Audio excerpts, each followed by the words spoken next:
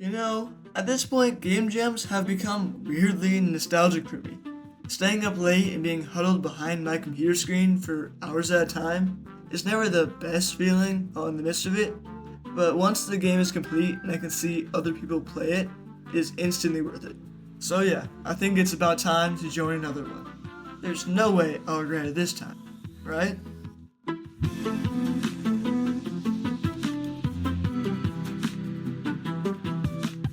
Around noon, the theme was announced on the Gdevelop YouTube channel, and it was unstable, which admittedly feels like a bad omen for the course of this game jam. So me and my partner and friend, the Perfect Pasta, got on a call and started brainstorming some ideas a few hours later.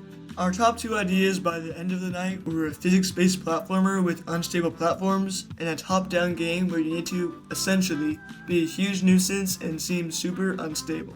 We were much more interested in the second idea, and even though we were worried about being able to finish it within the time frame, we went for it. Over the weekend, I was able to cement a full concept for the game. You would be put into a park and you'd fill up your instability bar by having citizens notice you doing unstable acts, such as yelling and knocking over trash cans.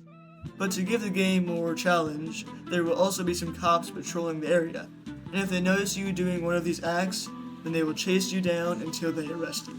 Overall, I felt pretty good about the concept. So on Monday, I made the movement and camera system. But then came the biggest halt in the project. My friend suddenly got sick and thus couldn't access his computer, temporarily ruling him unable to make art for the game. We weren't really sure if he'd be out for the entire game jam or not, so I went forward with the intent of doing all of the art. And I'll be real, I am not the best artist. So I decided to keep it simple so I'd have better odds of finishing the game on time. So that night, I tried my best and was able to make a player with some animations, a ground tile set, a simple path, and a trash can for the player to knock over. Things were actually starting to look a lot more doable.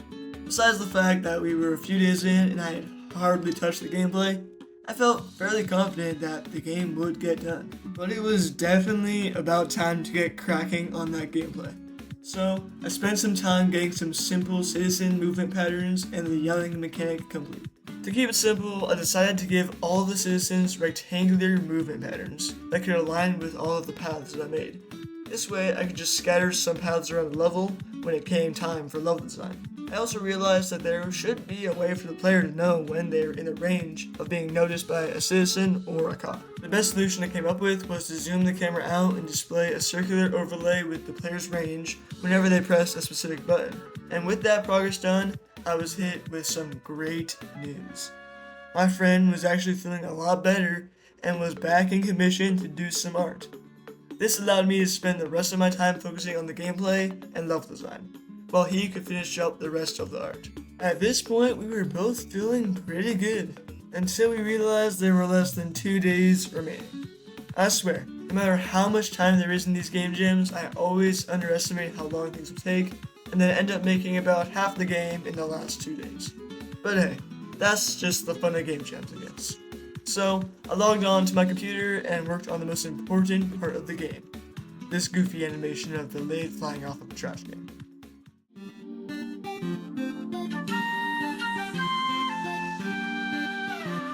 Okay, there were definitely more important things to do, and I probably should have just animated it myself, but for whatever reason, I was hooked on the idea of using physics and forces in a super complex manner, all to just end up using them in a much simpler way. But thankfully, I then pivoted to finally getting the cops figured out. They have the same paths as the citizens, but once activated, they will chase you until they collide with you, which restarts the scene. And after finishing up the UI with the timer, designing this windscreen in the form of a humorous newspaper, and making a title screen, all that was left to do was level design and a tutorial.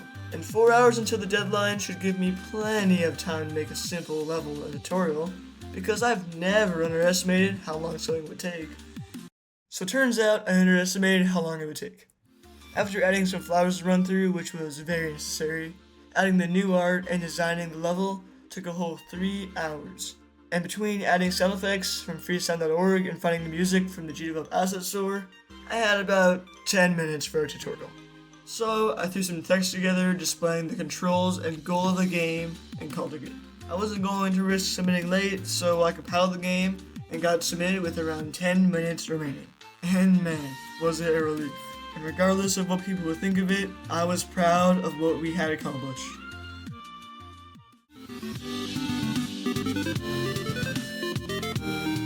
And most people actually enjoyed the game a lot. The main issues seemed to be the lack of understanding for the goal of the game and not having more ways to wreak havoc. But overall, the feedback was pretty good. As for placing, we got 30th out of 306 ratings, with fun and game design being our highest rated criteria, which all things considered is pretty great. So, was it worth it? Probably. But I guarantee I will forget about all the pain and be participating in another jam fairly soon. So, stay tuned for that. And if you enjoyed this video enough to stay to this point, maybe consider liking and subscribing if you haven't. We are almost at 100 subs, and if you decide to leave a comment, I will read and reply to all of them, so you will not go unnoticed. And with that, my name is Heuzy, and I hope to see you next time.